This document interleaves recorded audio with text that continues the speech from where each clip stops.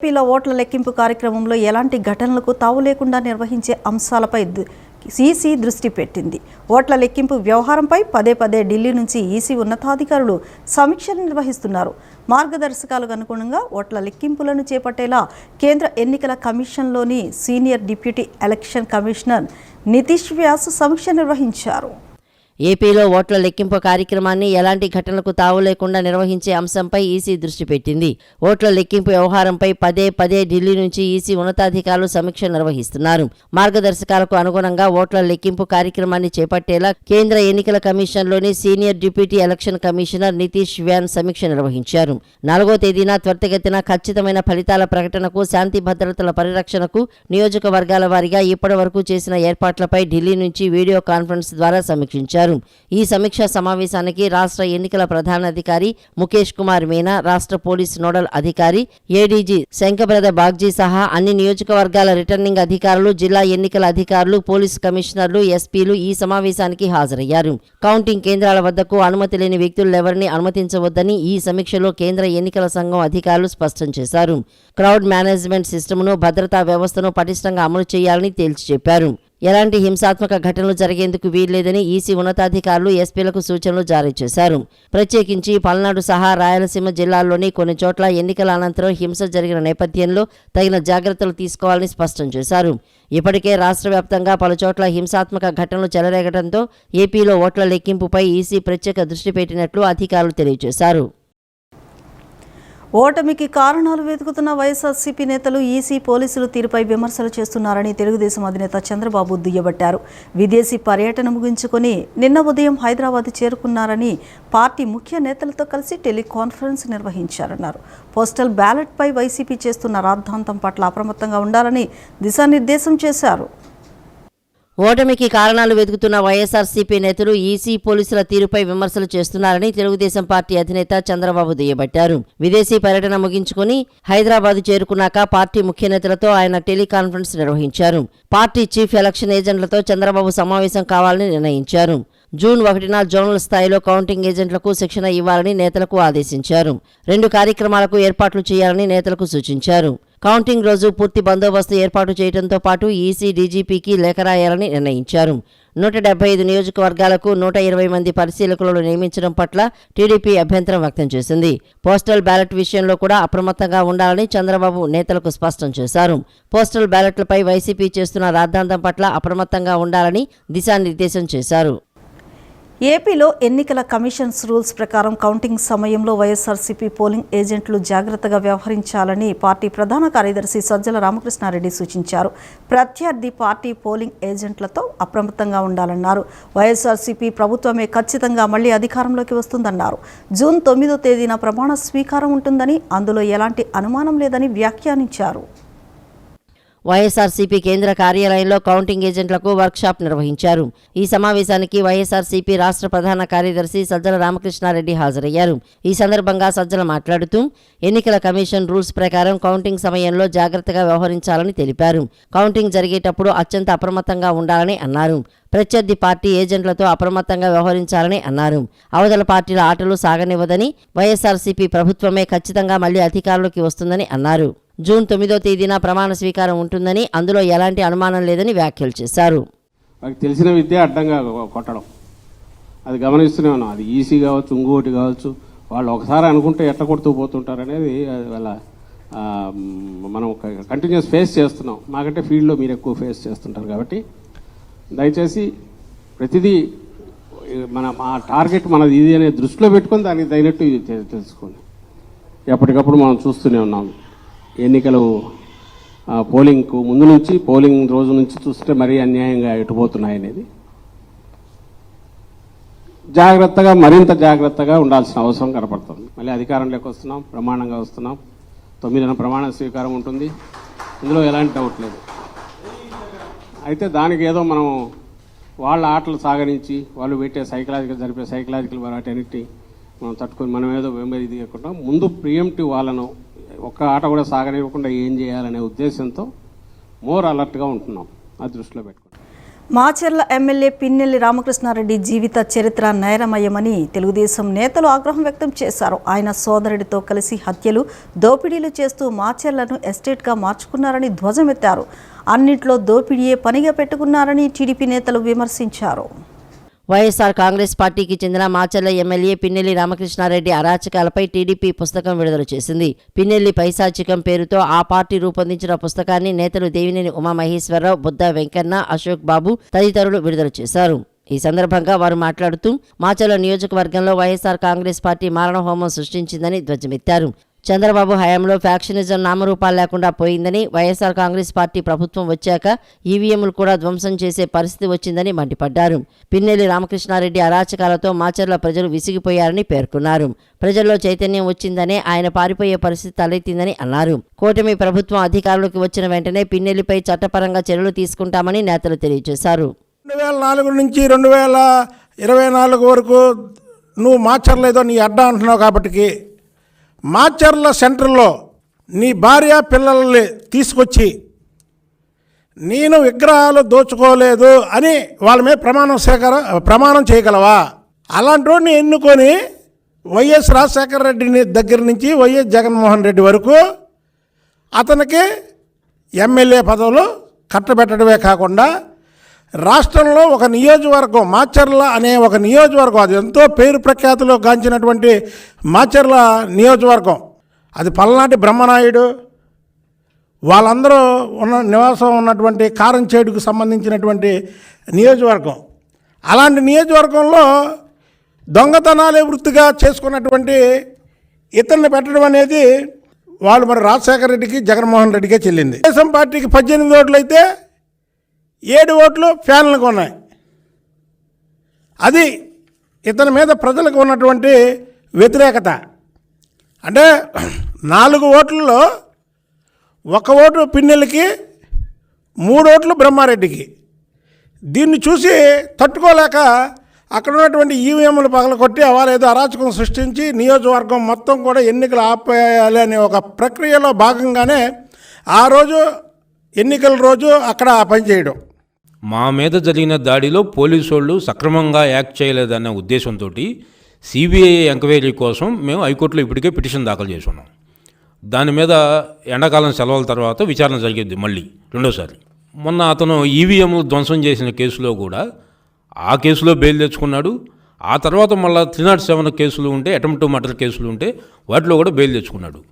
ఆ బెయిల్ తెచ్చుకోవడానికి హింస జరిగి కేసులు కట్టే నాటికి మధ్య 10 రోజుల పైన గ్యాప్ ఉంది. ఈ గ్యాప్లో పోలీసు వాళ్ళు అతన్ని పట్టుకోవడానికి, అతను అరెస్ట్ చేయడానికి కనీస ప్రయత్నం చేయాల. ఇతను చేసిన ఏదైతే ఇప్పుడు బుక్లో ఉన్న 79 కేసుల్లో అరాచకాలు, అత్యాచారాల్లో దగ్గర 51 సంఘటనలు ఎస్సీ, ఎస్టీ, బీసీ, మైనార్టీ వర్గాల మీద జరిగినాయి. 8 హత్యలు. ఇవాళ పోలింగ్ ప్రారంభం కాగానే స్వగ్రామంలోనే ఎలక్షన్ ఏజెంట్గా ఉన్న చేరెడ్డి మంజులు నుదుటి మీద గొడ్డలతో కొట్టారంటే ఆ తల్లి ఆ గొడ్డలు దెబ్బతిన్నా కూడా పోలింగ్ ప్రక్రియలో పాల్గొని పల్నాడు మహిళ ధైర్యాన్ని చూపించింది. కారంపూడిలో టీడీపీ కార్యాలయం కావచ్చు, మాచర్లో టీడీపీ కార్యాలయాలు తగలబెట్టడం కావచ్చు.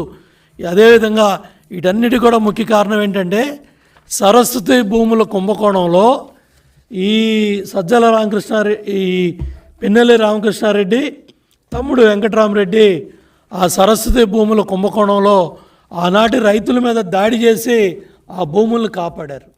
తాగునీటికి సంబంధించి పాఠ్యాంశాల్లో ఒక ప్రత్యేక చాప్టర్ను పెట్టాల్సిన అవసరం ఉందని, దానివల్ల విద్యార్థులతో పాటు ప్రతి ఒక్కరికి తాగునీటి సంరక్షణ ఆవశ్యకతపై అవగాహన ఏర్పడి నీటిని పొదుపు చేయడం జరుగుతుందని ప్రభుత్వ ప్రధాన కార్యదర్శి డాక్టర్ కెఎస్ జవహర్ రెడ్డి పేర్కొన్నారు. రక్షిత మంచినీటి సరఫరా పథకాల ద్వారా నీటిని సరఫరా చేసేందుకు వీలుగా తగిన చర్యలు తీసుకోవాలని అధికారులను ఆదేశించారు. గత డిసెంబర్ 27 నుండి 29 వరకు ఢిల్లీలో జరిగిన 3వ జాతీయ చీఫ్ సెక్రటరీల సమావేశంలో రాష్ట్రానికి సంబంధించిన వివిధ అంశాలపై సంబంధిత శాఖలు తీసుకున్న చర్యలపై బుధవారం వెలగపూడి రాష్ట్ర సచివాలయంలో ప్రభుత్వ ప్రధాన కార్యదర్శి డాక్టర్ కెఎస్ జవహర్ రెడ్డి సంబంధిత శాఖల అధికారులతో సమీక్షించారు.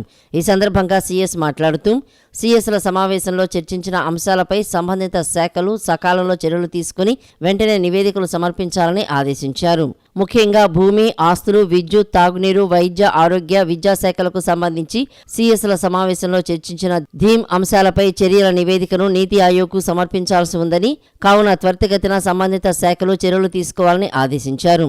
జూలై మాసంలో నీతి ఆయోగ్ గవర్నింగ్ కౌన్సిల్ సమావేశం జరగనుందని, ఆ సమావేశంలో గత సిఎస్ల సమావేశంలో చర్చించిన అంశాలపై తీసుకున్న చర్యలపై సమీక్షించనున్నారని పేర్కొన్నారు. 5 విభాగాలకు సంబంధించి 117 యాక్షనబుల్ పాయింట్స్పై ఆయా శాఖలు చర్యలు తీసుకోవాల్సి ఉందని అన్నారు.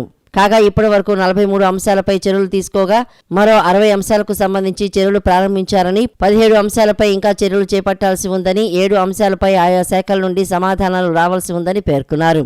అంతేకాక ఐటీ మరియు ఆర్టిఫిషియల్ ఇంటెలిజెన్స్కు సంబంధించి 28 అంశాలపై తగిన చర్యలు తీసుకోవాలని సిఎస్ డాక్టర్ జవహర్ రెడ్డి ఆయా శాఖల కార్యదర్శులను ఆదేశించారు.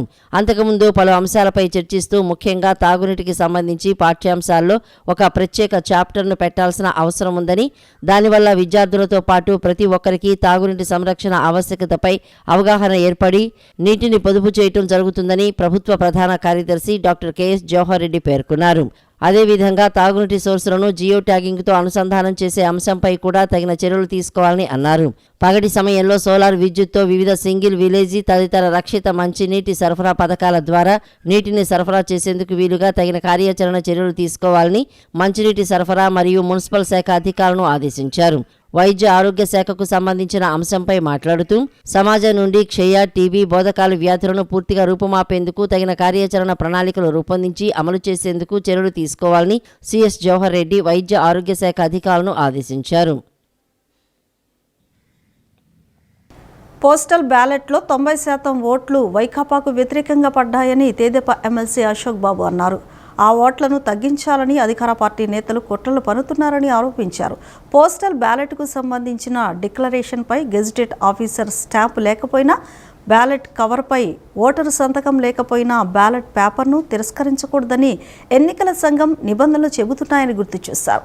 ఎన్నికల కమిషన్ను తెలుగుదేశం ఏం కోరిందో తెలుసుకోకుండా వైకాపా ఫిర్యాదు చేయడం సిగ్గుచేటని మండిపడ్డారు. పోస్టల్ బ్యాలెట్లో ఓట్లను తగ్గించాలని అధికార పార్టీ నేతలు కుట్రలు పన్నుతున్నారని తెలుగుదేశం పార్టీ ఎమ్మెల్సీ అశోక్ బాబు ఆరోపించారు. తెలుగుదేశం పార్టీ 750 ఫిర్యాదులు చేస్తే కేవలం 2ంటికి మాత్రమే ఎన్నికల సంఘం నుంచి సమాధానం వచ్చిందన్నారు. ప్రభుత్వ ప్రధాన కార్యదర్శిని మార్చాలని కోరినా చేయలేదని తెలిపారు. తెలుగుదేశం పార్టీ నుంచి ఒక కాగితం బయటకు వెళ్లాలన్నా 1కి 2 సార్లు న్యాయవాదులతో చర్చించి పంపిస్తామని, అత్యంత బలమైన వ్యవస్థ పనిచేస్తుందని వివరించారు. వైఎస్ఆర్ కాంగ్రెస్ పార్టీ నాయకులపై 400కు పైగా కేసులు ఉన్నాయని, కోర్టులకే వాళ్లకు లెక్కలేదని దుయ్యబట్టారు. సుప్రీంకోర్టు సైతం వైఎస్ఆర్ కాంగ్రెస్ పార్టీకి మొట్టికాయలు వేసిందని విమర్శించారు. రాష్ట్రానికి పట్టిన వైఎస్ఆర్ కాంగ్రెస్ పార్టీ క్యాన్సర్కు మందు జూన్ 4న రానుందని చమత్కరించారు. వైసీపీ వాళ్ళు ఇచ్చిన లెటర్లో వాళ్ళు ఏం చెప్తారు? Postal ballot paper shall be rejected without opening its inner cover 13B if the declaration has not been duly signed by the elector or has not been attested by an officer competent to do so or otherwise substantial defective అన్నాడు. ఇది ఏమన్నా చదువుకుంటే మేము అడిగింది ఏంటి, నువ్వు complaint చేసేది ఏంటి? అసలు దీని మీద మేము అడగలేదు. మేము అడిగింది 2 పాయింట్స్. డిక్లరేషన్ 13A మీద గెజిటెడ్ ఆఫీసర్ స్టాంప్ లేకపోతే, నేను వైసీపీ వాళ్ళకి మరొకసారి చెప్తున్నా, బస్ వాళ్ళు మా కాగితం చదవలేదేమో, మేము స్పష్టంగా అడిగింది ఏంటంటే if no fast mail is fixed and postal ballot దాన్ని కన్సిడర్ చేయమన్నాం. If the officer did not put there designation stamp after signing the declaration form. ఇవి మేము అడిగినాయి. నువ్వేం చెప్తున్నావు? ఆ కవర్లో 13Bలో ఆయన సంతకం లేకపోయినా, ఎలక్టర్ సంతకం లేకపోయినా రిజిస్టర్ చేయమని కాబట్టి నువ్వు ఇచ్చిన సర్క్యులరు తప్పు అంటాడు. పైగా దీని మీద ఇవాళ సోషల్ మీడియాలో ట్రోలింగ్. కోర్టుకి వెళ్తాం, వెళ్ళండి కోర్టుకి. కోర్టు అంటే మీకు గౌరవం ఎక్కడ ఏడ్చింది? 400 కేసులు ఉన్నాయి, కంటెంప్ట్ కేసులు మీ మీద. అవి క్లియర్ చేసుకోండి ఫస్ట్. అంటే ఇవాళ పోస్టల్ బ్యాలెట్స్లో మీకు స్పష్టంగా ఎంప్లాయీస్ అందరూ మీకు అగెనిస్ట్గా వేశారు కాబట్టి 4,97,000లో 1% 2% ఇన్వాలిడ్ ఓట్లు ఉంటే మిగతా ఓట్లు 90% వైసీపీకి అగెనిస్ట్గా పడ్డాయి కాబట్టి సాధ్యమైనంత వరకు పోస్టల్ బ్యాలెట్స్ తగ్గించే విధి విధానాల్లో ఇది ఒక అంశంగా తీసుకుని దీన్ని అలవాటు చేస్తున్నారు తప్ప తల్లో మెదడున్నాడు ఎవడు ఈ కాగితం ఇవ్వడు. విద్యాశాఖలో టీచర్ల బదిలీ చట్టం చేస్తామంటూ కొందరు అధికారులు ప్రతిపాదించడంపై ఏపీ ప్రభుత్వ ఉద్యోగుల సంఘం సీఈఓకు ఫిర్యాదు చేసింది. శాసనసభ కాలపరిమితి ముగిశాక శాసనకర్తలు లేకుండా అధికారులు చట్టం ఎలా చేస్తారంటూ ఉద్యోగుల ఐక్యవేదిక అధ్యక్షులు ఫిర్యాదుల్లో పేర్కొన్నారు. ఎన్నికల కోడ్ అమల్లో ఉన్న విద్యాశాఖలో టీచర్ల బదిలీ చట్టం చేస్తామంటూ కొందరు అధికారులు ప్రతిపాదించడంపై ఏపీ ప్రభుత్వ ఉద్యోగుల సంఘం సీఈఓకి ఫిర్యాదు చేసింది. శాసనసభ కాలపరిమితి ముగిశాక శాసనకర్తలు లేకుండా అధికారులు చట్టం ఎలా చేస్తారంటూ ఉద్యోగుల ఐక్యవేదిక అధ్యక్షుడు కెఆర్ సూర్యనారాయణ సీఈఓకి చేసిన ఫిర్యాదులో పేర్కొన్నారు. పాఠశాల విద్యాశాఖలో ఉపాధ్యాయుల బదిలీలపై చట్టానికి ప్రతిపాదించిన అధికారులపై చర్యలు తీసుకోవాలని ఫిర్యాదులో స్పష్టం చేశారు. పాఠశాల విద్యాశాఖలోని జాయింట్ డైరెక్టర్గా పనిచేస్తున్న మోవా రామలింగం సర్వాంతర్యామిలా వ్యవహరిస్తూ ఎన్నికల నియమావళికి విరుద్ధంగా వ్యవహరిస్తూ పరిధి దాటారని ఫిర్యాదు చేశారు. బాధ్యులైన అధికారులపై తక్షణం చర్యలు తీసుకోవాలని ఐక్యవేదిక ఉద్యోగుల సంఘం కోరింది. ఈ చర్య ప్రత్యక్షంగా ఎన్నికల కోడ్ ఉల్లంఘన అవుతుందని సూర్యనారాయణ ఫిర్యాదులో పేర్కొన్నారు. సీసీఏ రూల్స్ ప్రకారం పాఠశాల విద్యాశాఖ జేడీఎం రామలింగంపై చర్యలు తీసుకోవాలని కోరారు. కొత్త విధాన నిర్ణయం చేసేటువంటి అధికారం కానీ శాసనాలు చేసేటువంటి అధికారం అసలు ఎగ్జిక్యూటివ్లో భాగమైన అధికారులకు లేదు కదా. ఈయన ఎవరి ఆదేశం మేరకు ఈ చట్టం చేస్తామని సూచనలు ఇమ్మని పిలిచారో అర్థం కాని పరిస్థితి. వీరు చేసినటువంటి చర్య Andhra Pradesh civil service CC disciplinary rules కి విరుద్ధంగా ఉంది కాబట్టి వారి హోదా స్థాయికి మించి వారి పరిధిలో లేనటువంటి అంశాన్ని వారు చేసేటువంటి ప్రయత్నం చేశారు కాబట్టి ఉద్దేశపూర్వకంగా సీసీఏ రూల్స్ కింద వారి మీద తక్షణం చర్యలు తీసుకోమని చెప్పి చీఫ్ సెక్రటరీ గారికి రిప్రజెంటేషన్ ఇచ్చాం. అదే రకంగా మోడల్ కోడ్ ఆఫ్ కాండక్ట్ పరిధి దాటి ఉల్లంఘన కింద ఉంది కాబట్టి ఎన్నికల అధికారి గారు కూడా ఎన్నికల కమిషన్ కూడా తక్షణం స్పందించి వారి మీద చర్యలు తీసుకోవాలని చెప్పి కూడా మరి ఎన్నికల ప్రధానాధికారి గారు కూడా కంప్లైంట్ ఇవ్వడం జరిగిందనే విషయాన్ని తెలియజేస్తా ఉన్నాను. విధాన నిర్ణయాన్ని చట్టం చేసేస్తానండి మీ సెక్రటేరియట్ కాంపౌండ్ లోనే మీ బిల్డింగ్ ఎదురుగా ఒక అధికారి ప్రవర్తిస్తా ఉంటే ఎన్నికల సంఘం ఏం చేస్తుందని నేను సూటిగా ప్రశ్నిస్తా ఉన్నా. తక్షణం ఈ అధికారి మీద చర్య తీసుకోవాల్సినటువంటి అవసరం ఉందని మరోసారి గట్టిగా డిమాండ్ చేస్తా ఉన్నాం. జూన్ నెలకు సంబంధించి సామాజిక భద్రతా పింఛన్ల సొమ్మును రాష్ట్ర ప్రభుత్వం విడుదల చేసింది. 65,30,808 మంది లబ్ధిదారుల కోసం 1,939.35 కోట్ల రూపాయలు విడుదల చేసినట్లు గ్రామీణాభివృద్ధి శాఖ ముఖ్య కార్యదర్శి శశిభూషణ్ కుమార్ ప్రకటించారు. ఎన్నికల నియమావళిని పాటిస్తూ పింఛన్లు పంపిణీ చేయాలని ఈ మేరకు జిల్లా కలెక్టర్లకు ఆదేశాలు జారీ చేశారు. జూన్ నెలకు సంబంధించి సామాజిక భద్రతా పింఛన్ల సొమ్మును విడుదల చేసినట్లు రాష్ట్ర ప్రభుత్వం ప్రకటన విడుదల చేసింది. 65,30,808 మంది పెన్షనర్లకు 1,939.35 కోట్ల రూపాయలు విడుదల చేసినట్లు గ్రామీణాభివృద్ధి శాఖ ముఖ్య కార్యదర్శి శశిభూషణ్ కుమార్ వెల్లడించారు.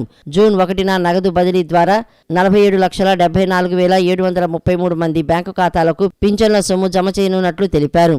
జూన్ 1 నుంచి 5 వరకు ఇంటింటికి వెళ్లి 17,56,105 మంది లబ్ధిదారులకు పింఛన్లు పంపిణీ చేస్తామని తెలిపారు.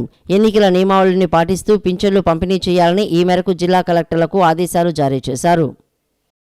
చక్కని హావభావాలు అభినయంతో చిన్నారి శ్రీలక్ష్మి వసుంధర వల్లభనేని అరంగేట్రం నృత్య ప్రదర్శన ప్రేక్షకుల కరతాళ ధ్వనులందుకుంది. భావం, రాగం, తాళం, మేళవింపుతో సాగిన నృత్యాంశాలు ఆహుతుల చూపులను కట్టిపడేశాయి. భరతనాట్యాంశాలను అంకిత భావంతో ప్రదర్శించిన శ్రీలక్ష్మి వసుంధరను ప్రశంసలతో ముంచెత్తుతూ ఆమెను ప్రోత్సహించిన తల్లిదండ్రులు వల్లభనేని వంశీ, డాక్టర్ పంకజశ్రీలను అభినందించారు. గన్నవరం ఎమ్మెల్యే వల్లభనేని వంశీమోహన్, పంకజశ్రీ దంపతుల కుమార్తె శ్రీ లక్ష్మీ వసుంధర అరంగేట్రం స్థానిక తుమ్మలపల్లి కళాక్షేత్రంలో నిన్న సాయంత్రం వైభవంగా సాగింది. తొలుత నటరాజస్వామి గురువులకు పుష్పాలు అర్పించి ఆమె ప్రదర్శించిన పుష్పాంజలి నాట్యం నటరాగం ఆదితాళంతో నయన మనోహరంగా సాగింది. అనంతరం చతురాశ్రయం రాగం ఆదితాళంతో అలరింపు అంశాన్ని, రాగమాలిక రాగం మిశ్రమ చాపుతాళంతో శబ్దం, ధన్యాసి రాగంలో ఆదితాళంలో ఏ మగువా, మధ్య మావతి రాగం ఆదితాళంలో త్యాగరాజ కీర్తన, నగుమోము, జయదేవుని అష్టపది అంశం, కామవర్ధిని రాగం ఆదితాళంతో సాగింది. చివరిగా ఆటన రాగం ఆదితాళంలో తిల్లాన అంశానికి నర్తించగా ప్రేక్షకుల చప్పట్లతో ఆడిటోరియం మారుమోగింది. అరంగేట్ర నృత్య ప్రదర్శనకు నాట్యాచార్య భాగవతుల వెంకట్రామ శర్మ, భాగవతుల సౌమ్య నట్టువాంగం, సిహెచ్ సుధా శ్రీనివాస్ గాత్ర సహకారం అందించారు. బి సురేష్ బాబు మృదంగం, పాలపర్తి ఆంజనేయులు వైలిన్, ఎస్ కుమార్ బాబు ఫ్లూటు, కె శశిధర్ వీణపై సహకరించారు. ఈ సందర్భంగా శ్రీలక్ష్మి వసుంధర గురువు భాగవతుల సౌమ్య నాట్యాచార్యులు భాగవతుల వెంకట్రామ శర్మ దంపతులను వల్లభనేని వంశీ దంపతులు సత్కరించారు. గుడివాడ ఎమ్మెల్యే కొడాలి నాని, అనుపమ దంపతులు, భరతనాట్యం అధ్యాపకురాలు డాక్టర్ పి ఇందిరా హేమ, సినీ నిర్మాత నల్లమలుపు శ్రీనివాస్ బుజ్జి, అన్విత గ్రూప్ చైర్మన్ అచ్చుర్రావు బొప్పన తదితరులు పాల్గొన్నారు.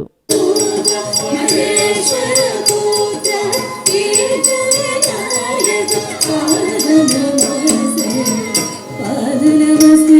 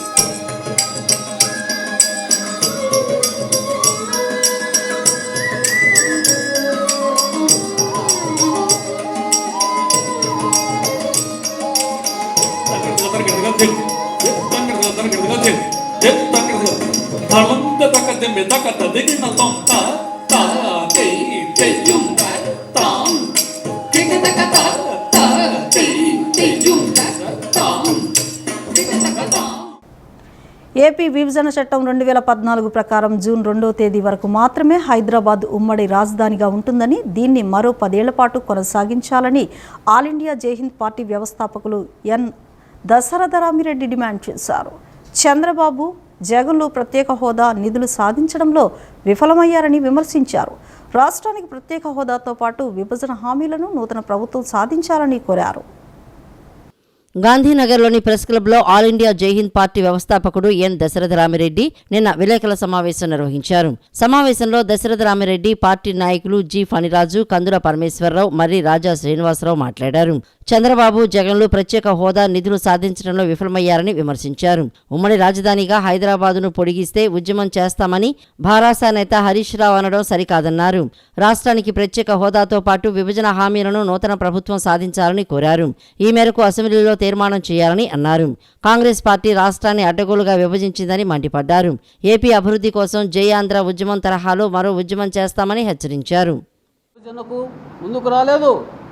చెన్నారెడ్డి భయపెట్టినా, ఎన్ని ఉద్యమాలు వచ్చినా, ఎన్ని ఆందోళనలు జరిగినా, ఎన్ని పోస్ట్ ఆఫీసులు తగలబెట్టా, ఎన్ని రెళ్ళు తగలబెట్టినప్పటికీ కూడా ఆమె విశ్వమంతా కూడా తాను అనుకున్నటువంటి పని చేసింది.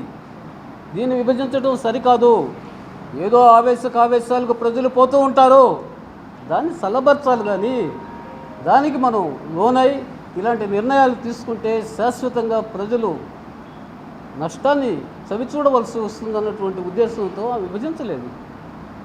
విభజించలేనటువంటి పని కోడలు విభజించింది. శాశ్వతంగా 2 తెలుగు రాష్ట్రాల మధ్య భారతదేశంలోనే అతిపెద్ద 2వ తెలుగు భాషగా, ప్రాంతీయ భాషగా పరిగణించబడుతున్నటువంటి సుమారు 12 కోట్ల మంది తెలుగు ప్రజల మధ్య చిచ్చు పెట్టారు. ఈనాడు మళ్ళా కూటమిలు కట్టారు, వీరో కూటమి కట్టారు. గురించి మాట్లాడతారు. మీ సానుభూతి మాకు అవసరం లేదయ్యా, మాకు రావాల్సిన ఓటాన్ని మాకు ఇవ్వండి. అలాగే ఉమ్మడి రాజధాని అనేది ఇంకో 10 సంవత్సరాలు అంటే 2034 వరకు కూడా ఈ హైదరాబాద్ని ఉమ్మడి రాజధానిగా ఉంచేటట్టు మీరు ఒప్పుకోండి. అలాగే మాకు ఇక్కడ ఏ రాష్ట్ర ప్రభుత్వం వస్తుందో ఈ రాష్ట్ర ప్రభుత్వాన్ని కూడా ఇప్పుడే డిమాండ్ చేస్తున్నాం. దయచేసి కేంద్ర ప్రభుత్వానికి ఒక లేఖ రాయండి.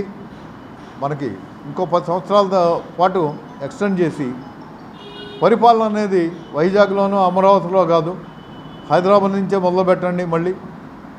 అలాగే అక్కడ రావాలన్న ఆర్థిక వాటాని రాబట్టుకోండి. అప్పుడు ఆంధ్రప్రదేశ్ని డెవలప్ చేయడానికి. జూన్ 2వ తారీఖుకి 10 ఏళ్ళు ఉమ్మడి రాష్ట్రం పూర్తయిపోతూ ఉంది. ఇందాక పనిరాజు గారు చెప్పినట్టుగా ఇంకొక 10 ఏళ్ళు ఉమ్మడి రాష్ట్రం ఇస్తే బాగుంటుంది. అసెంబ్లీలో తీర్మానం చేసి, పార్లమెంట్లో కూడా తీర్మానం చేసి ఇవ్వాలనేది మా డిమాండ్, ప్రధానమైనటువంటి డిమాండ్.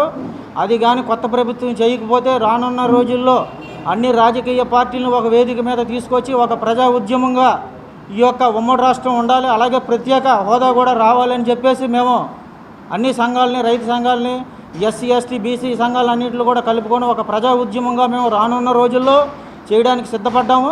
తప్పకుండా చేస్తాము. ఇదే ప్రెస్ క్లబ్లో కూడా ఈ ఎలక్షన్స్ కోడ్ అయిపోయిన తర్వాత అన్ని ప్రజా సంఘాలన్నింటినీ, రాజకీయ పార్టీలను ఒక వేదిక మీదకి తీసుకొచ్చి అప్పుడు మేము ఒక ప్రత్యేక కార్యాచరణ దాని మీద ఒక ఉద్యమం చేపడతాం. ఈ వార్తలు ఇంతటితో సమాప్తం. నమస్కారం.